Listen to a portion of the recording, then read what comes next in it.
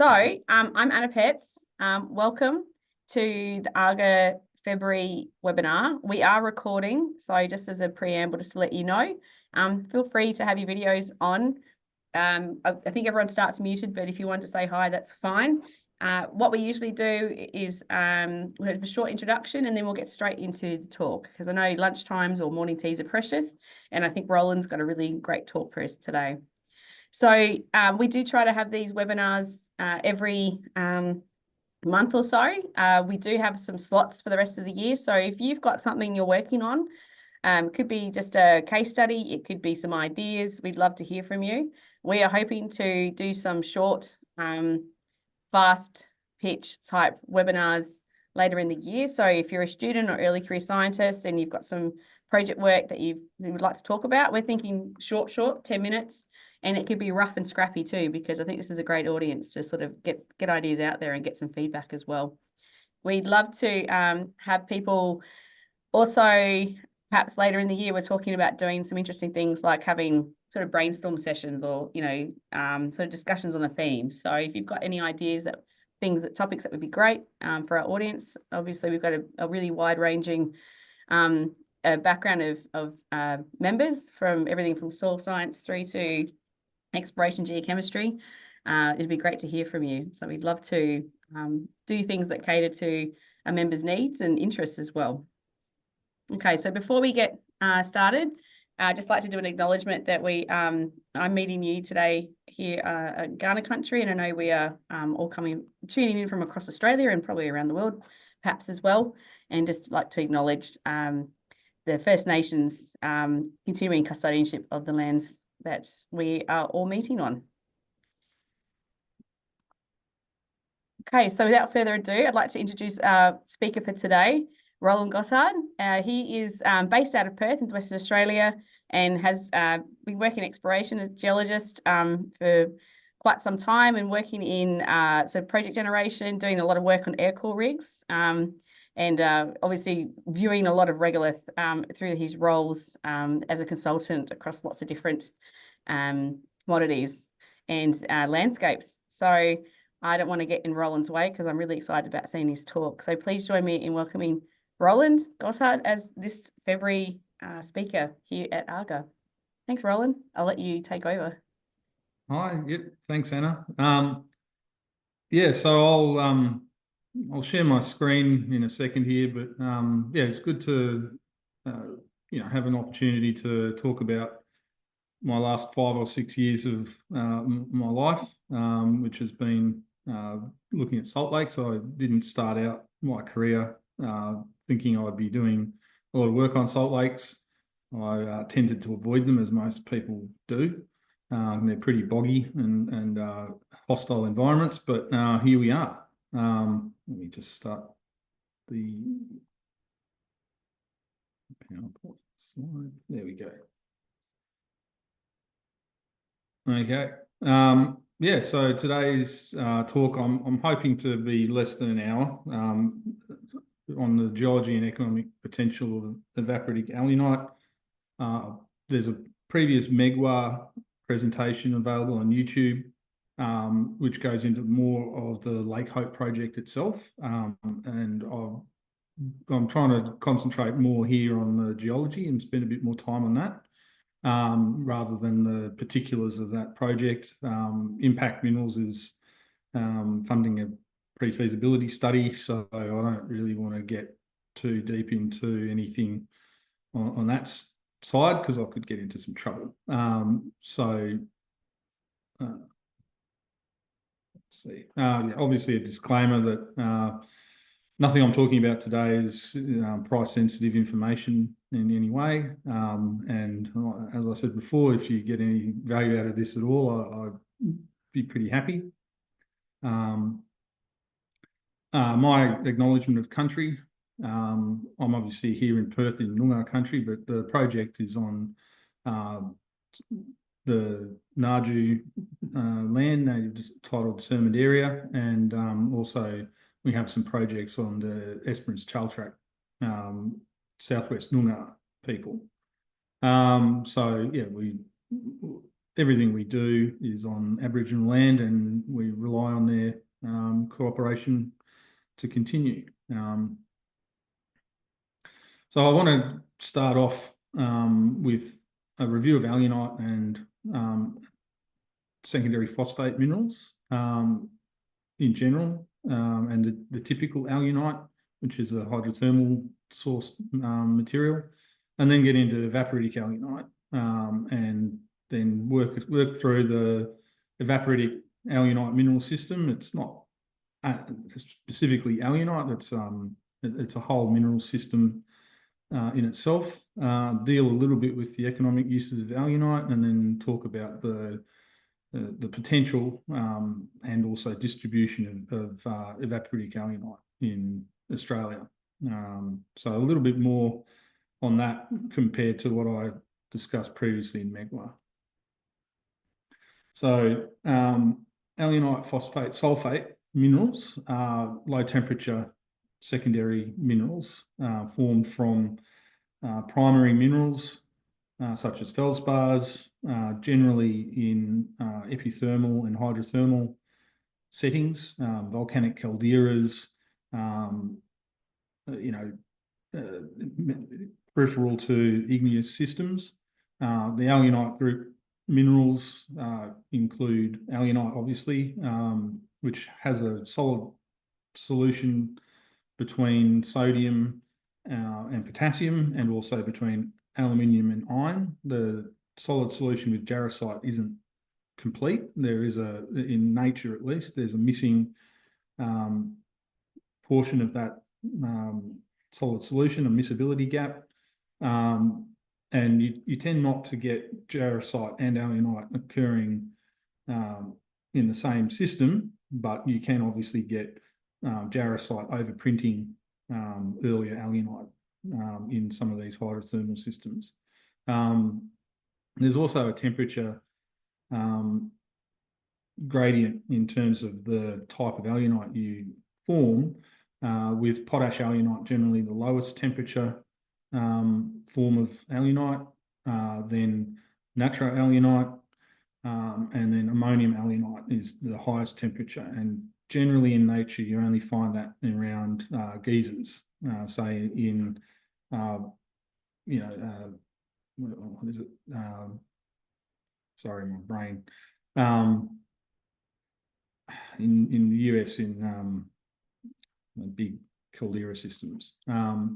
Then also, in terms of how the alunite chemistry works economically for, say, high purity alumina, there are alunites with a lot of lead in some lead systems. That's obviously a concern if you're trying to make a high purity mineral or product. Arsenic, it has a very good substitution with potassium.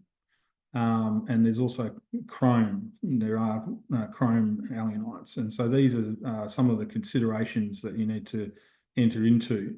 Alunites also tend to occur with phosphate minerals, secondary phosphates such as the woodhousite group, hydrous aluminium phosphate and sulfate, crandallites, generally after secondary and primary phosphates. And then also in these phosphates, there's quite a lot of lead, arsenic, and also barium. You don't tend to get barium in a lot of your hydrothermal alunites. And you can also obviously see here some interesting exotic minerals, I suppose exotic in a way, such as gorsacite, fluorensite. So a lot of these secondary phosphates are formed in carbothermal, which is carbonatites, carbon-rich hydrothermal systems. And also associated with a lot of secondary sulfates, there's a whole bunch of other sulfate and hydrous sulfate minerals such as alunite, gerbonite, aluminite. These tend to occur in mine waste is one example, in high sulfidation systems with a lot of aluminium. And so there's a whole range of these minerals effectively, which all occur together. But yeah, I'll mostly stick to the alunite. So there's 4 facies of alunite minerals which have been recognised. Pedogenic, which is alunite in calcretin soils, which is effectively what we're dealing with. And that includes phosphate nodules in sediments, struvite nodules, secondary phosphate nodules that you get, for instance, around Carnarvon, in some of the Carnarvon Basin sediments that are going through very low temperature hydrothermal activities. You do get secondary phosphates. You also get saprolitic alunite, weathering of high sulfidation systems in felsic rocks. Also sulfidic shales, black shales, and sulfidic sediments generate acid that creates alunite. Also weathering of phosphatic rocks. You'll obviously form secondary phosphates, but you do also get alunites associated with them. And that's, for instance, weathering of carbonatites, which are often quite high in phosphates. They'll form secondary phosphates. And also glauconites. The high potassium in glauconites can be associated with secondary alunites in a couple of situations. The majority of alunite is hydrothermal and magmatic. So the upper parts of high sulfidation and porphyry systems, and I say that in a very loose term, porphyry being a controversial in economic geology. And then there are also occasionally low temperature and pressure metamorphic facies. So minus 400 degrees C.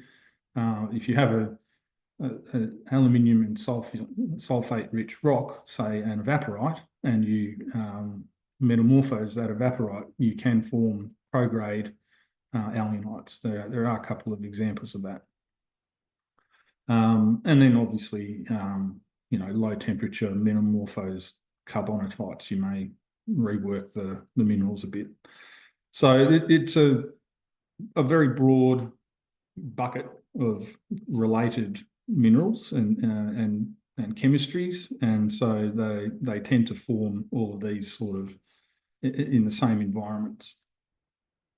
Your typical alunite deposit that we see around the world would be underneath the lithocaps, underneath the silica lithocap in high sulfidation epithermal and systems. So on top of porphyries, for example. The alunite is best developed in tufaceous caldera fills around structural zones, outflow zones. And that's because you need some form of space and a lot of connectivity to get the hydrothermal fluids, and that's where they go, so that's where they alter. So yeah, above porphyries and above granites and calderas. So the conditions of hydrothermal alunite is low pH, a chlorine and sulfate-rich metamorphic fluid, temperature between 150 and 320 degrees, and then you get typically natural alunite form. So you get more sodium than hydronium, and you get more sodium and potassium in these systems.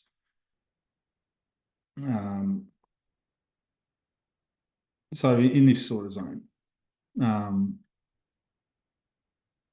the elephant in the room is the Fanshan deposit in China, 2.8 gigatons at 50% alunite with associated pyrophyllite, quartz, kaolinite, and topaz. So it's an 8 square kilometre caldera with altered tuffs. And I note here 160 ppm gallium and 800 ppm vanadium. So, yeah, it's quite aluminous. It's an igneous source, so you get high vanadium you also get a higher amount of chrome. And this is the typical kind of situation that you would expect. So that gives you a background into what I'm not talking about, which is the evaporatic system. And this is effectively a climate-driven system, which then impacts on the regolith, and then one part of that system is alunite. So I'll go through the climatology, the evolution of the oceanic solute, which gets carried in by the rain, the brine evolution, ferrohydrolysis, and then the calcrete alunite gypsum system. And this is all based on other people's work. I haven't figured this all out on my own. So I guess we've got to start with what is a salt lake. A salt lake is a lake where it's predominantly dry and it's driven mostly by groundwater. So you're in the brown zone, and these are images and diagrams from Myrnar, the Geoscience Australia study in 2013 on the strategic potential of salt lake systems. They dealt mostly with the brine systems of the salt lakes, looking for sulfate of potash, and a little bit on the uranium side of things as well, and lithium potential. So they were focused on the brine, the fluid contained within the salt lake system. They didn't really deal with the alunite side of things and the lake beds themselves and the mineralogy thereof, which is incredibly understudied in Australia. It's just mud, basically, and people drill through it to get to the gold, or they drill through it to get to the brine. And people haven't really studied these things, the mineralogy of them. So, on the bottom left there, we've got 5 types of salt lakes, 5 morphologies of salt lakes, and this is kind of a maturity of a salt pan over time. Starting at A, you have a mostly wet depression with a low amount of saline content in the brine underneath the salt lake. And then you have some sand dunes on the leeward side. And then that starts to mature to a smaller, more salty brine situation. You start getting clay and gypsum dunes, as well as the sand dunes, gypsum being salt. And then eventually, as the system matures or gets drier, it becomes mostly dry, and evaporative pumping starts to drive real hypersalinity. And then you start to, because it's dry on the leeward side, you start accumulating clay dunes, lunettes, and loess, which is blown downwind. And these loess aprons around salt lakes can be massive, tens and hundreds of square kilometres, and generally pretty poorly recognised in the field. I've certainly done a lot of soil sampling in some very, very fine dirt looking for gold, and most of that's just been blown from the salt lake to the west. This is in West Australia, and obviously you find nothing. So, and then as you get into D and E, the salt lake starts to degrade, but the brine pool becomes really, really hypersaline. And it kind of gets carried away, and you start to create some evaporative minerals. Usually it's just plain sodium chloride, halite, but in some cases you get silica, kaolin, and alunite forming when the groundwater is acidic. And on the right here, we've got a section of Lake Frome, and this kind of illustrates the percent salinity in the brine pool underneath the lake, and it also illustrates the flow of groundwater laterally from the side of the lake. And then effectively what happens is you form a very dense brine. The density of the brine can be 1.2 when it's really super saturated in salt. So it sits below the lake as a pool, and the groundwater might be quite fresh coming into that, and as depicted here, it rides up and it comes out at the edges of the salt lake. And I've noticed this in particular, the edges of the salt lake can be pretty sloppy when the center of the salt lake is hard as a rock. So the evaporation occurs at the edges of the lake. The salt water becomes super saturated, and then it sits there and it doesn't move. And any rainfall on top of the lake doesn't saturate in, it can't mix with the brine pool below because it's caught up in the sediments. And so any rain on top of the lake will get salty, and then it'll evaporate and nothing much happens. So these become their own closed sort of systems of a lump of super saline water around an evaporative apron or a pan, a player. And so each lake, based on what's around it, might have a completely different chemistry. And so you might have, and we find this, you have alunite in one salt lake and then nothing next door. And so these become very isolated little pools of hypersaline water.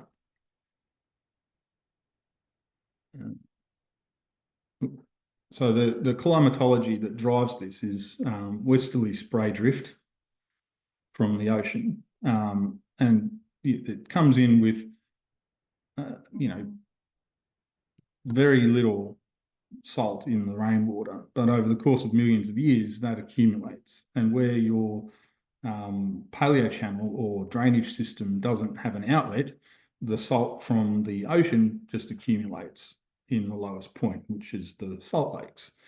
So the marine aerosols supply sulfate, mostly sodium chloride, and small amounts of magnesium and calcium, just based on seawater. And you can see that there's a very, very small proportion of sulfur and magnesium and calcium that come in, but it accumulates over time. Obviously, that increases salinity, and it's mostly sodium chloride. And so you mostly accumulate salt. One of the other things that happens in the southern part of Western Australia is that the cold winters, which are wet, favour generating pedogenic calcrete, which is the Menzies line. And the particular systematic here is that the calcrete takes most of your calcium out and strips the carbonate out of the groundwater, and then that allows for an acidic pH. Also, because we're dealing in a lateritic environment, particular pyrolysis reaction happens, and that also lowers pH. So these two work together, and it can create some pretty extreme pH conditions. So and that forms alunite. So on the map here is my version of another map that the CSIRO has, showing the groundwater pH of the major drainage basins in southwest Western Australia, and the CSIRO hydrogeochemistry. And I've also overlaid the known alunite deposits. And there's a few more that I know about, obviously via exploration that I haven't put on here, but pretty much you can see that areas where on average the known pH is between 1.7 and 3.4 in the bores, which is pretty low. That's 1.7 is battery acid, pretty much. So these can become quite extremely acidic salt lakes. Next slide, eventually. Oh, yeah. So the calcrete formation ferrohydrolysis system, pedogenic carbonate, so calcrete, forms ferroxylate, which oxidizes to goethite. And this was by a paper by George and Lillicrap in 2010. It goes into this in great detail. One of the reasons that this is restricted to the Menzies line is that you do need some kind of vegetation cover to help produce the ferroxylate, which then creates the goethite ferrohydroxide. And you can see via that reaction that the oxalate to goethite creates 3H+. So it creates an acidic groundwater condition. Obviously, that helps solubilize alumina and silica. As when your pH gets below 5, your alumina and silicon, to a lesser extent, the solubility of that increases. In aluminium's case, by 3 or 4 orders of magnitude. By the time you get down to pH of 1.7, there can be up to 8 or 9 grams a litre of alumina in the groundwater. And there are a couple of salt lakes near Hyden where you do have 8 or 9 grams a litre of alumina, which is pretty good if you're looking to make alumina. And then, so this happens in the soil over a large area in the catchment, and the water, which is still pretty fresh, but it's acidic, heads down to the salt lake. And as we've seen before, it then evaporates in the salt lake. So when it evaporates, the hydrosilicic acid, the silica, destabilizes and it forms silcrete in an apron on the side of the salt lakes. And you'll notice this when you walk around on the salt lakes, that you often have a sequence of carbonate nodules overlying iron oxide nodules, laterite, and then in the pan, in the pediments around the side of the salt lakes, there'll be a nice white bleached silcrete. And these occur throughout the catchments as well. You will find old silcretes on top of hills or in valleys, in the goldfields. And you think, okay, cool, there's acidic groundwater, rah, rah, rah. Well, sometimes you think, well, how did you get a silcrete on top of the hill? Well, it's an old laterite profile that's been stripped off. So it's a fairly consistent regolith throughout the southern goldfields: calcrete, laterite, silcrete. And so this is kind of what's going on a broad basis. Now, is that is this alunite producing system the whole reason for laterites? I'm not going to go there, but I think this is something to consider.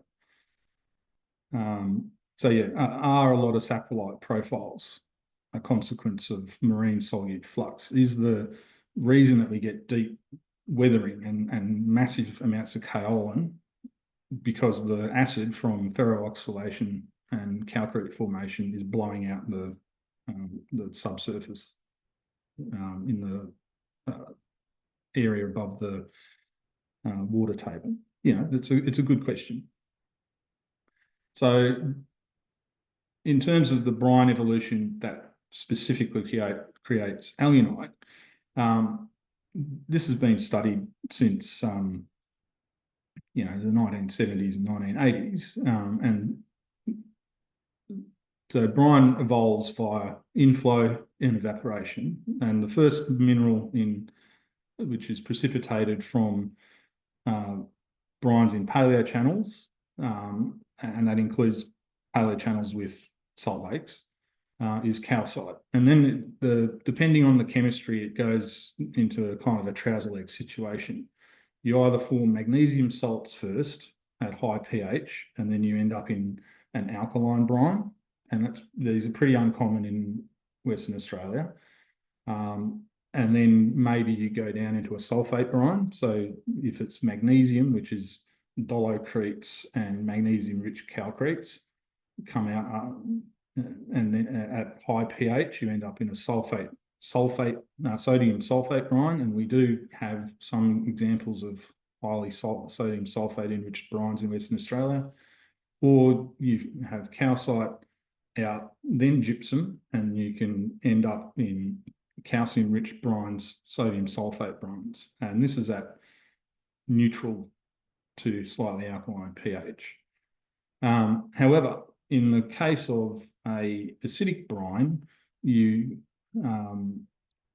lower the pH, and by the producing calcrete strips calcium and sulfate, calcium and carbonate, enriches it in all the other elements, which in your marine solute includes potassium, sulfur, and sulfate, magnesium, and chlorine and sodium. Alunite can then form from the potassium and the sulfate.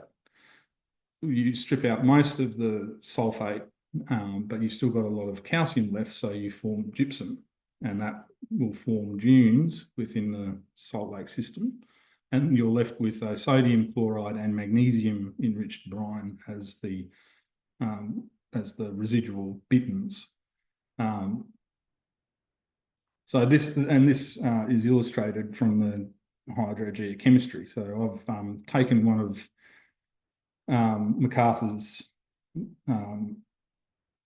the figure from MacArthur, where he only had about 24 examples of brines, and I've put the CSIRO hydrogeochemistry database coloured by pH. Obviously red being lowest pH. So one of the things here is if you've got oceanic solutes, it's got a fixed calcium and sulfate ratio. So that's the seawater ratio. If you evaporate that, the ratio stays the same, unless you form calcrete, in which case you have a lowering of the calcium molality, which pushes the point to the left, or a lowering of sulfate and retaining calcium, which would push it to the bottom, and that's where you get your alunite will form. So as you can see, there's very few brines in the southwest of Western Australia which sit on the seawater calcium sulfate line. So most of them are forming calcrete and are therefore to the left, and there are some which form alunite, which pushes them down. So this appears to be the chemistry that's in operation in most of the brines, and you can see that most low pH brines are sitting on the left and down the bottom, so where you've stripped out calcium and sulfate, but mostly calcium. So most of the low pH brines are formed after calcrete formation, whereas some of the higher pH brines haven't lost the majority of their calcium yet. The other thing to note here is that almost all of these salt lakes in the internal areas of Western Australia are pretty much on the same sodium chloride ratio as seawater. So, even the freshwater. So here we've got the total dissolved solids, which is mostly salt, and these are all dominated by salt. And we've got the ocean water there as an orange dot. Rainwater has less TDS than seawater, obviously, because it's formed from seawater. So most of your rain will sit on the sodium chloride ratio, but with very low TDS. And then evaporation drives the TDS up. Now, there's very little evidence of massive alteration or of the country rock, which in most cases has a lot of sodium in the feldspars, and would then alter the sodium chloride ratio substantially. There's no removal of chlorine, so you stay on the seawater sodium chloride ratio for the most part. Now, there are some deviations from this, but mostly they're in the fresh water, and that is sodium carbonate and sodium sulfate accumulation in some fresh waters. So effectively, all of our water comes from the ocean. There's not a lot of groundwater involved in most of these systems, and if there is groundwater involved, it hasn't really had a huge amount of alteration in the major ions. So alunite brine evolution, you form calcite, you then form alunite.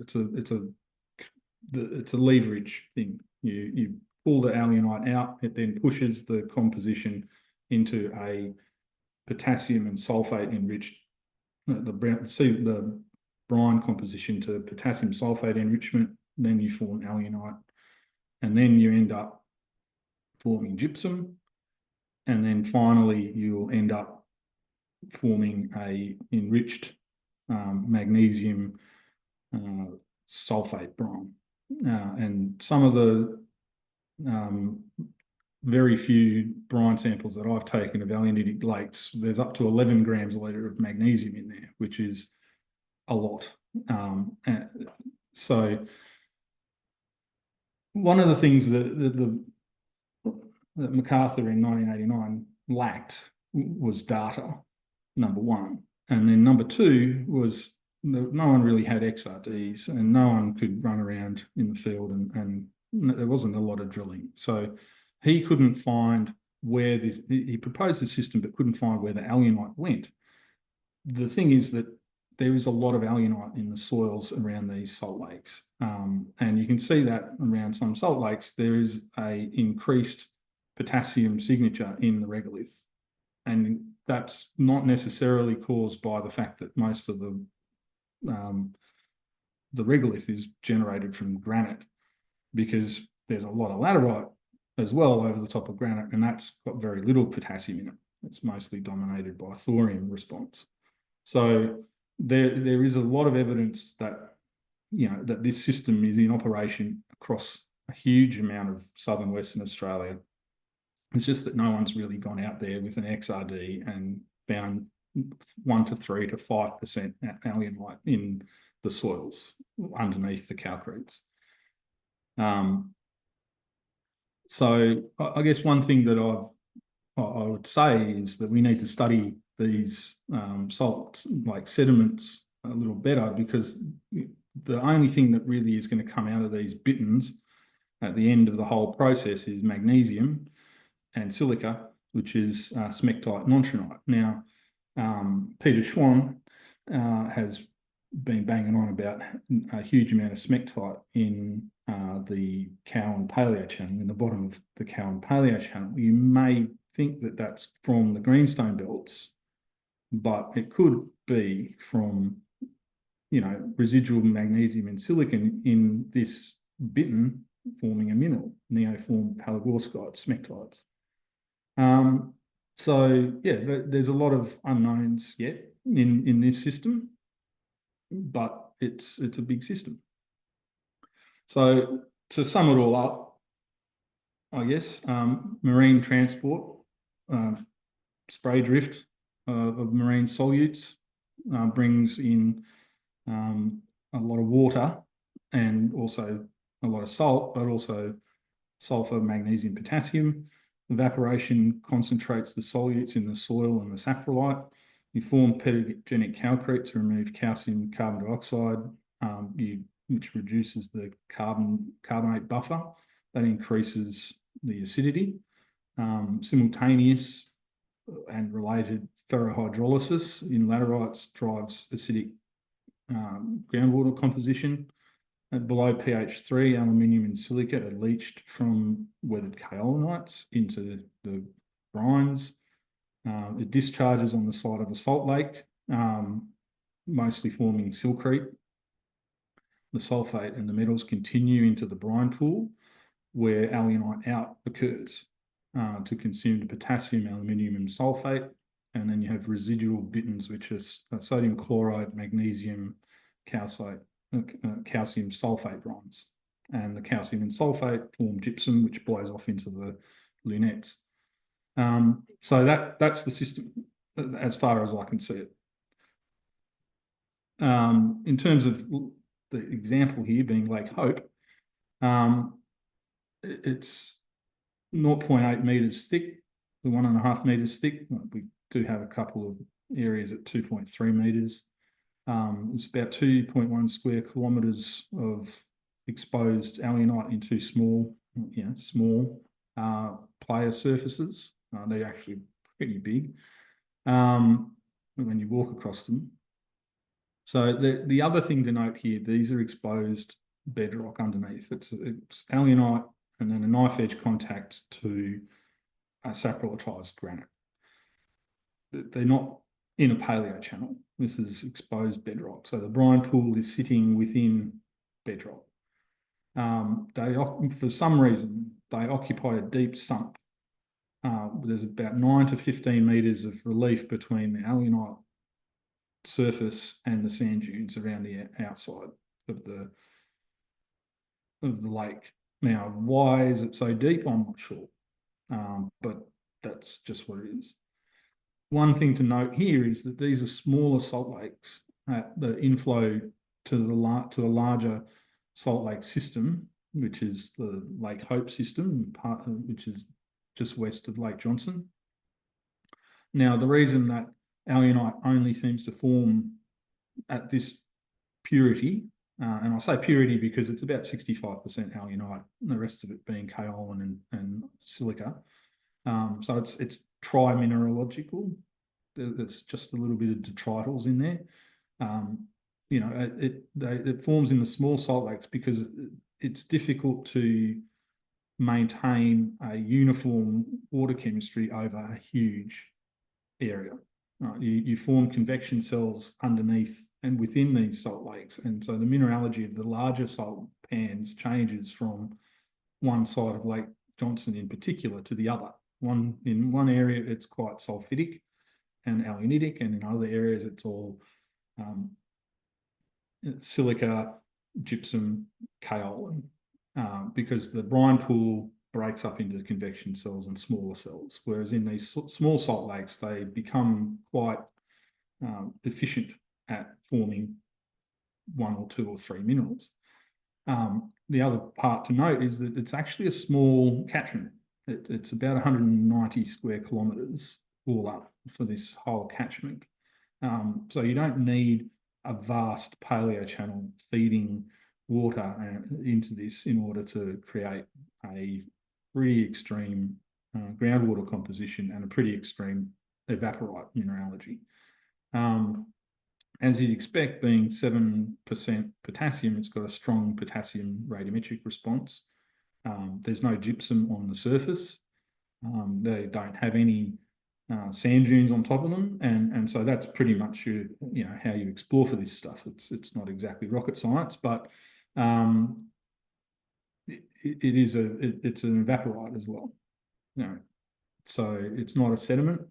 Some of the early ideas we had was that it was altering the sediments, and as we'll get into with the mineralogy in the SEM later, it's not.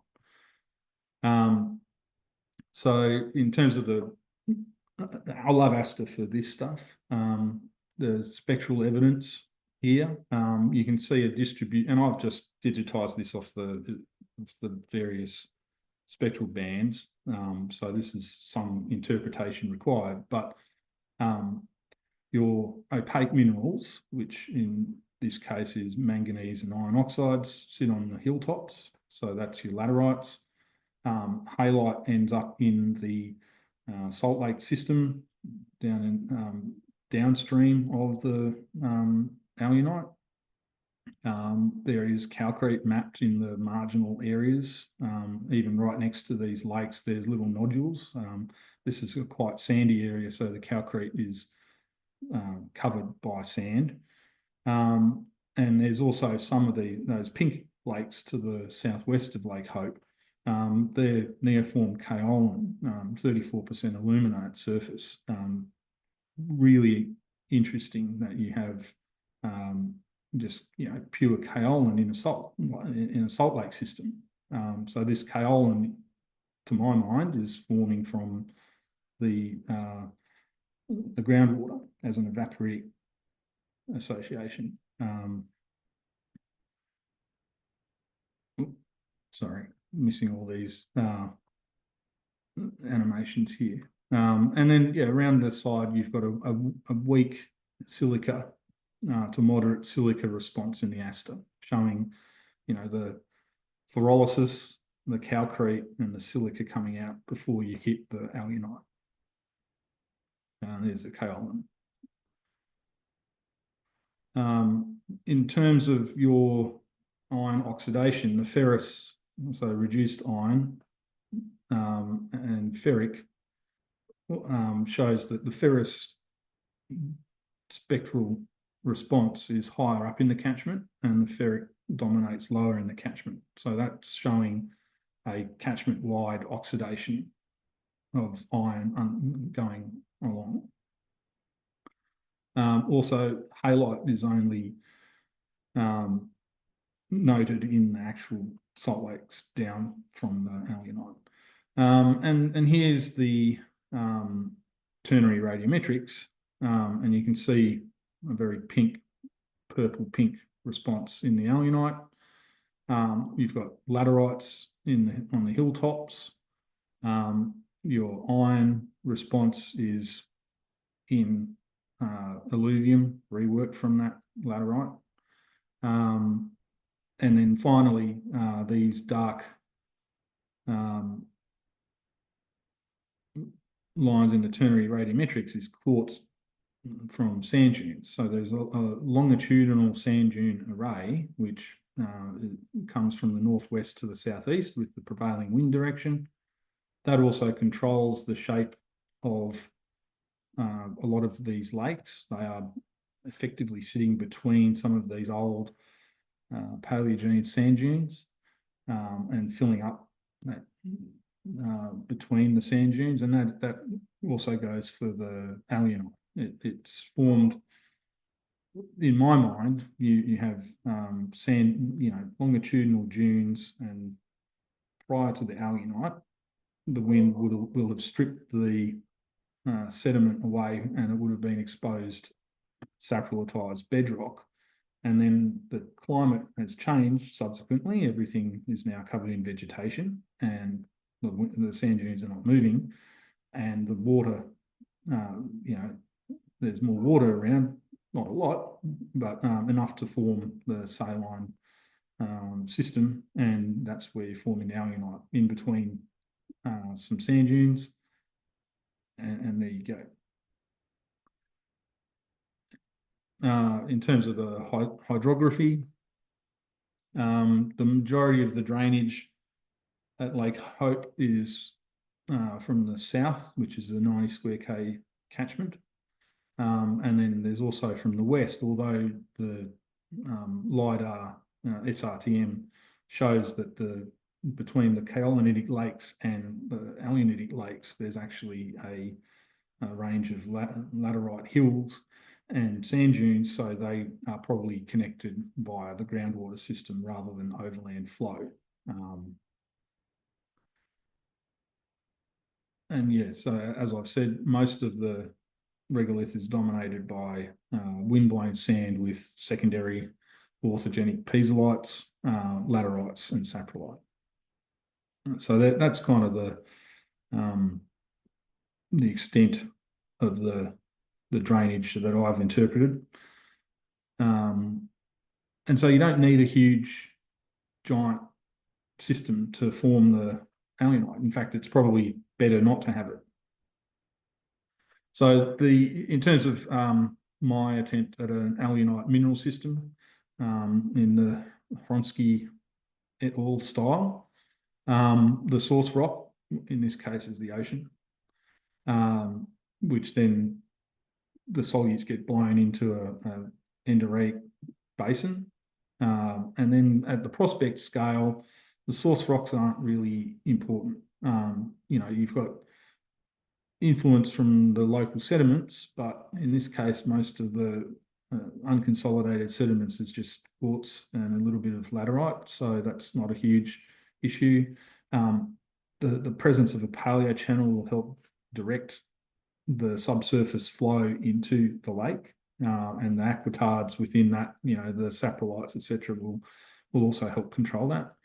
The pathway, so the fluids, cold winters, arid climate, so evaporation greater than precipitation.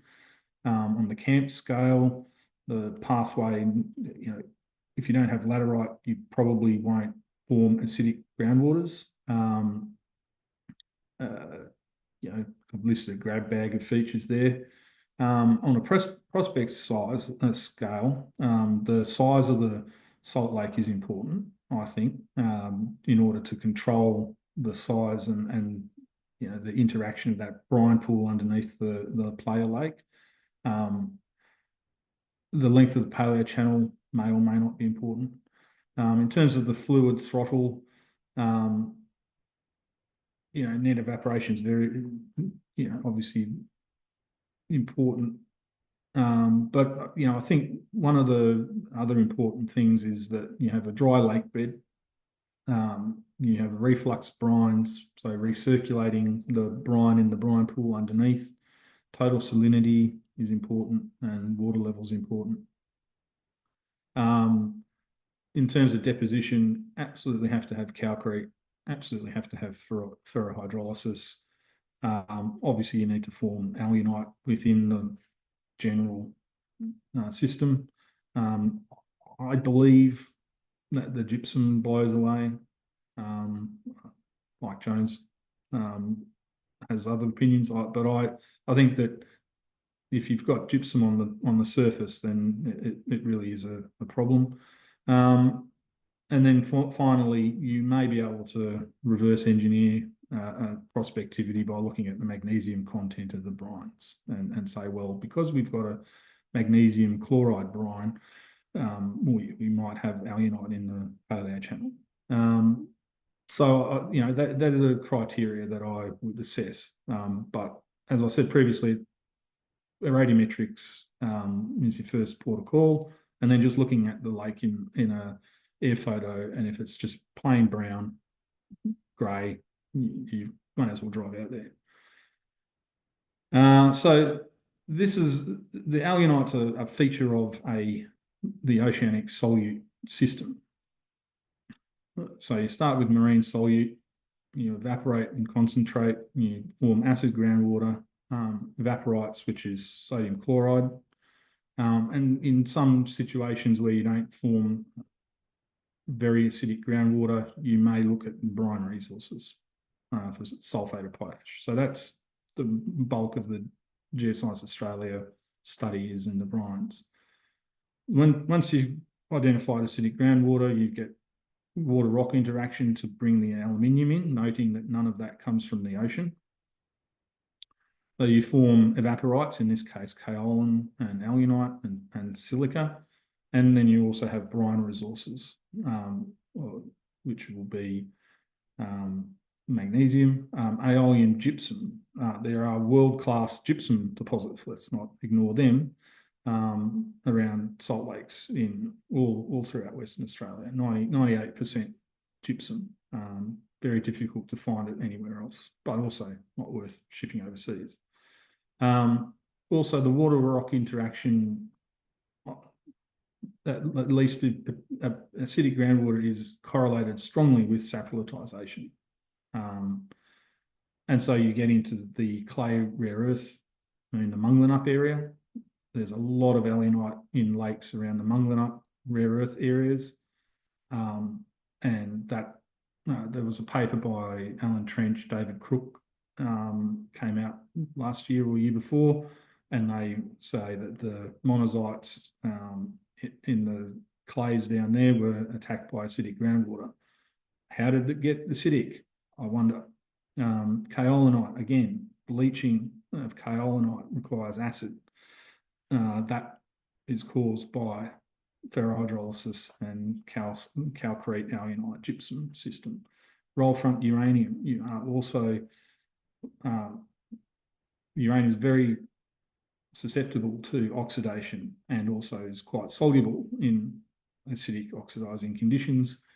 The groundwater goes down into the lignites, which are available in the Bremer Basin, and you get a redox and even a pH change associated with the black shales or lignites, and sulfidic lignites as well, and that will form your roll front uranium.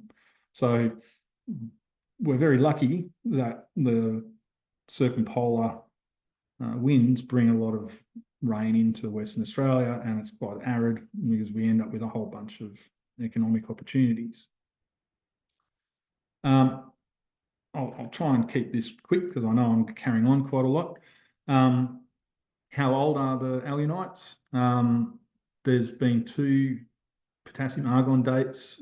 There's Lake Chandler, west of Lake Chandler, near Merredin, was between 15 and 25,000 years old. Lake Torrens in South Australia, 15,000 years old. However, we did find a tektite on Lake Hope, and it could be an australite from the 800 Ka event, which is interesting because I would suggest that if you take a potassium argon, you might find a 15,000 year age on this, because the argon probably doesn't stick around in 4 nanometer particles much. One other line of evidence is the fact that you're accumulating salt from the ocean. So if you have a 400 millimeters of rainfall, you know how much salt's coming into the system and how much sulfate is accumulating. So I've done some beer coaster maths here. You've got 7 and 16-ish meters of seawater. Now that's seawater content, and most of the rain is not seawater. So to form the sulfate within Lake Hope, depending on if it's a 90 square K or a 190 square K catchment. So it's about 12 kilometres of rainfall to 26 Ks of rainfall. Now, assuming 100% efficiency of capturing all of the solutes in the system, it would give a minimum age of between 30 to 60,000 years.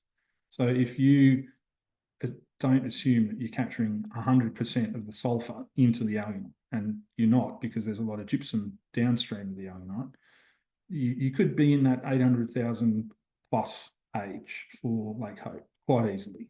And it was also interesting that the system in total is accumulating about 100 to 200 tonnes of alunite per annum. So this is obviously a mineral system that's still operating today. So moving on from that, what do you use alunite for?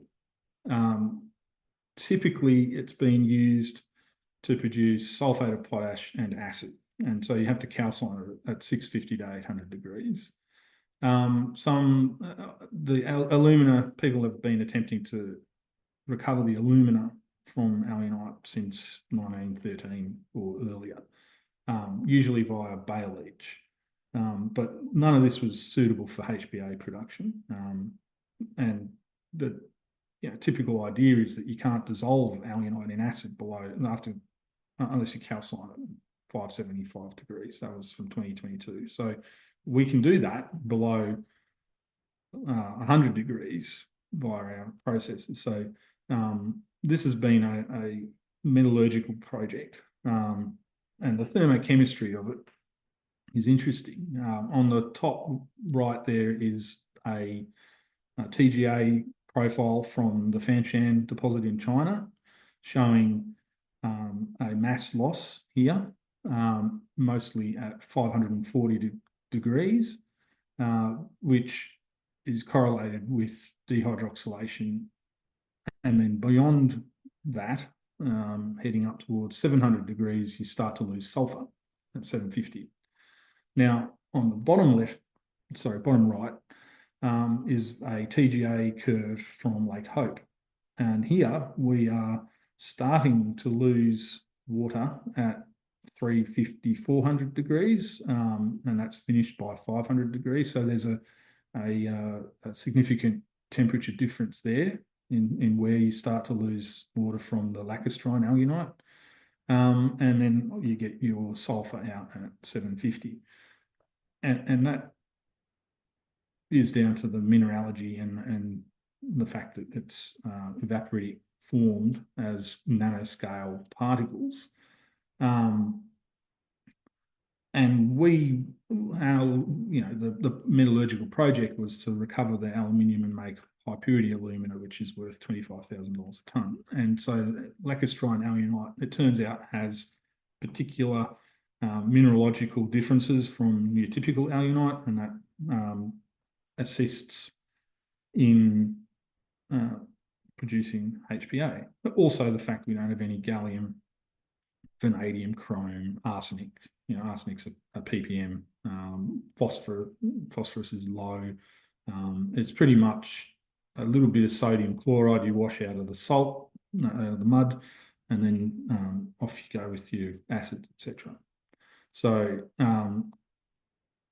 the Australian opportunities, you could do SOP and acid, and this is the photos here is from the Chandler Potash Works, which were put into production in World War II because the Russian supply of SOP and potassium carbonate, which was then made into SOP, all of that got choked off during World War II. So the Australian alunite in general could be a source of SOP and acid, but logistics is the biggest issue. And then after that, it's energy and water. And we're working on that. And we've got some things going on that I can't say about, but there still is a lot of potential for that. Smelter grade alumina, just for metal, they're too small. At most, you've got a couple of million tonnes of this stuff, and you've got billions of tonnes of bauxite, so not worth it. High purity alumina, however, high value products. Logistics aren't crippling when you've got, ASX would hate me to say it, but $8,000 a tonne of value sitting in the bottom of the lake. You can truck that to Kwinana. But again, water and power, water and gas. Yeah. So there is a reason to explore and look at alunites in Australia as a source of economic opportunity. So where is it, and how extensive is it? John Clark from Geoscience Australia had a little note on this in 2013, and he identified the Yilgarn Acid Lake Province and the Gawler Acid Lake Province. Missed the bit in between, and I thought, can't really blame him for that, because he's like MacArthur. There's lack of data, lack of awareness of the signs of alunite, and so that's where he went. But he did identify that the Menzies line is a northern limit to that. Just didn't really put the whole mineral system together like MacArthur did and I have done. But all of the acid saline lakes are correlated with calcrete soils and laterites and marine-derived aeolian systems. On the right here is Aster Mineralogy for Australia. Now that's from Myrna, and I've put the major alunite salt lake tracts over the top of them, and so you can see that the alunite prospective belt correlates effectively with a change from hematitic iron in soils in the north of Australia, and not hematitic south of that line. And that also is kaolin dominated to the north, kaolin being indicative of acidic alteration of the bedrock. And then montmorillonite, illite, muscovite, so mostly illites to the south. And in the case here, it's the Nullarbor plain. So you're getting marine-derived clays, sensualato, over the Nullarbor, are more illite montmorillonite. And it's so the salt lakes are on a continental scale occurring at a very distinct change in regolith and soil chemistry, and that's also a change in climate with the Menzies line. Obviously, there's no Menzies line across the Nullarbor because there's no trees, but yeah. So a climatic divide in vegetation, soil mineralogy, and acidic groundwater aligns with alunitic clay potential. And in South Australia, this is where I would go looking, would be a huge area of sort of a couple of 100 kilometres from the West Australian border, where you also have very isolated lakes out on the eastern side of West Australia. Comes through Mumungari, Narari Lakes, Wyola, Hallinor, and by the time you get to Lake Morris, there are a couple of smaller lakes around the western side of Lake Morris which are quite potassium enriched and could be alunitic. But some of these other lakes here, like Mumungari, Wyola, and Hallinor, are very, very potassic. Potassic enough that it cannot be anything except alunite, in my opinion. Haven't been out there, not likely to go out there, because this is one of the problems that South Australia has, is that they've got potentially a lot of alunite, but it's a very long way from anywhere. And alunite, from what we've done at Impact, it's not going to truck anywhere near far enough to go anywhere. So there's a lot of potential, not where I'd go first looking for it because of the logistics.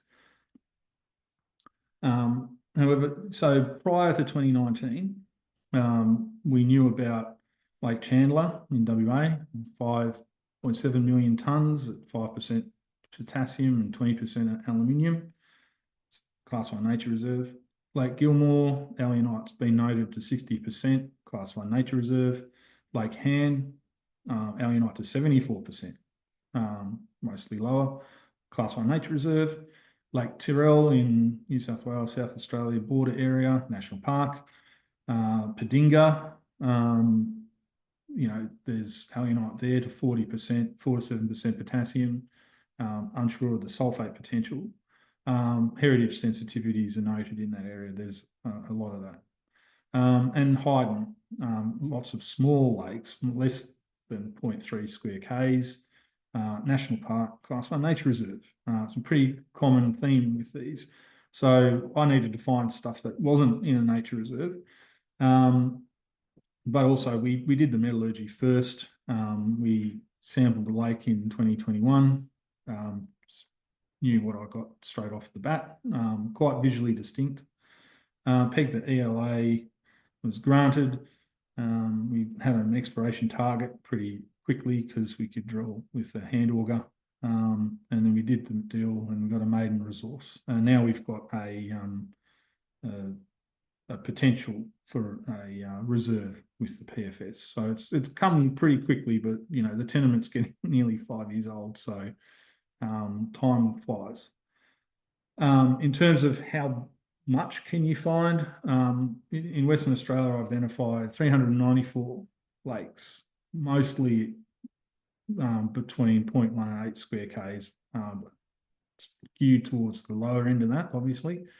A lot of them are under conservation estate. A lot of them are very far away. The stuff on the border, not even worth driving to, you know. So there's 11 that we know about to date. Player one's got 2 resources, working on another 2. So based on a 1 meter isopack, 20% alumina, you know, you can figure out the size of the lake and you know, it's pretty much beer coaster maths, and then you can decide with whether it's worth driving out there and even sampling it based on its position relative to the road's acid power.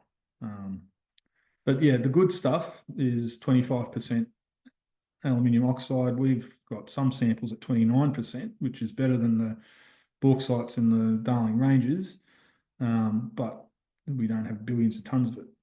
Yeah, and as I said before, logistics is fundamental to the economics of this, and that means South Australia's a bit out of luck at the moment.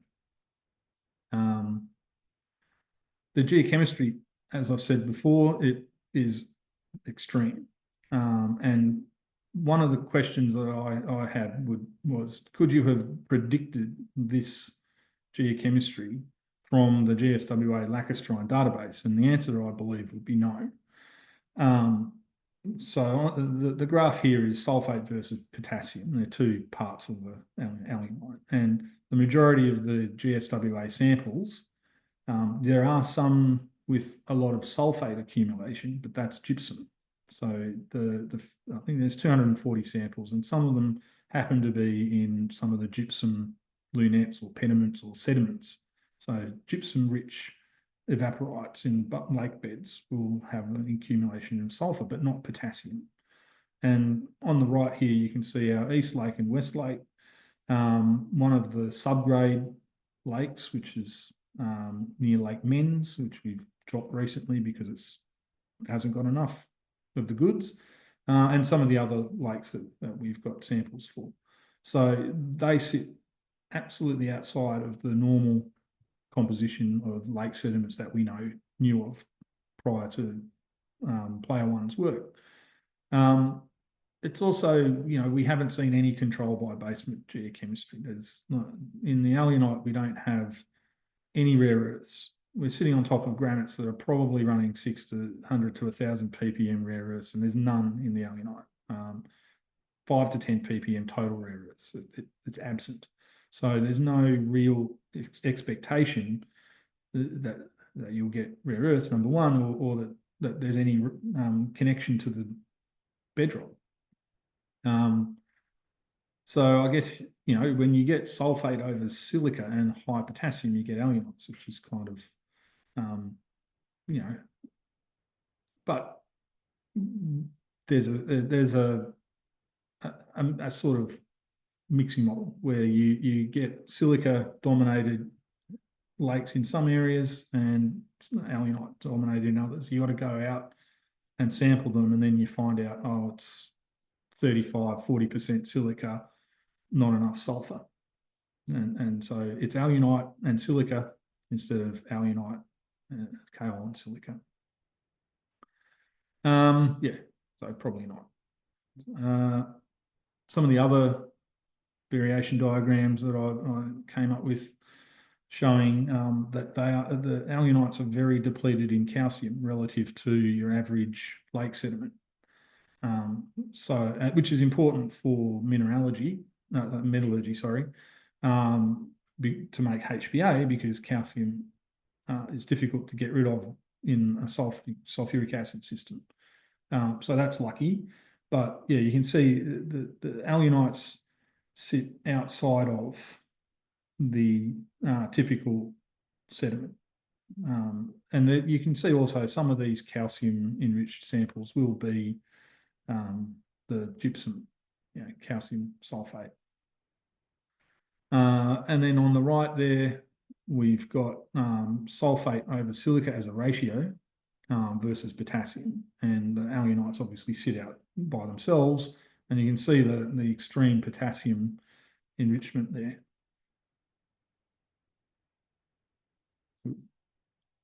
keep forgetting these animations. I apologise.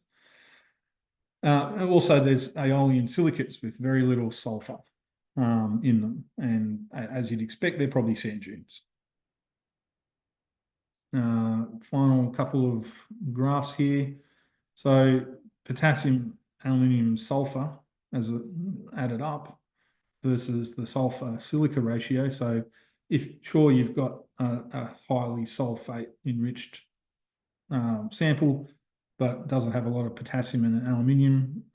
If it doesn't, it's not alunite.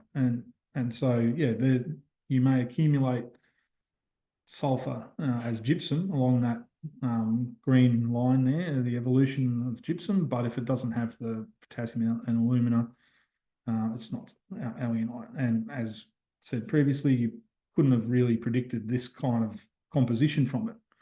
So data mining wasn't really anything we could do in the exploration phase. And then finally, on the right, you've got calcium versus alunite. And you can see clearly that there's calcium sulfates versus alunites. The mineralogy of Lake Hope itself, 50 to 60% alunite, concentrating in the centre, 10 to 18% amorphous content, which is probably kaolin or some alunites or some sulfate species. And 5 to 12% kaolin, 12 to 20% silica, very small amount of halite, no jarosite or goethite. We do have up to 5% iron, but there's no minerals that we've identified in the XRD to go with that. So is it in the alunite? This is a good question. And referring all the way back to the start, maybe we've got a high iron alunite, which sits in that miscibility gap. We just don't know. One of the problems that we've got is that this is, 40 to 30 nanometers. So these particles are in nanoscale. They're incredibly fine, and they're too small to do EDS or microprobing on. So we're kind of stuck with our XRD, which will detect the alunite, and its resolution's 4 nanometers. But we don't know much more than that. We can't get a composition of the alunite. The sodium, some of the calcium, and almost all of the magnesium appears to be in the pore water. There's no magnesium-bearing mineral, and we've got 0.7% magnesium in the mud.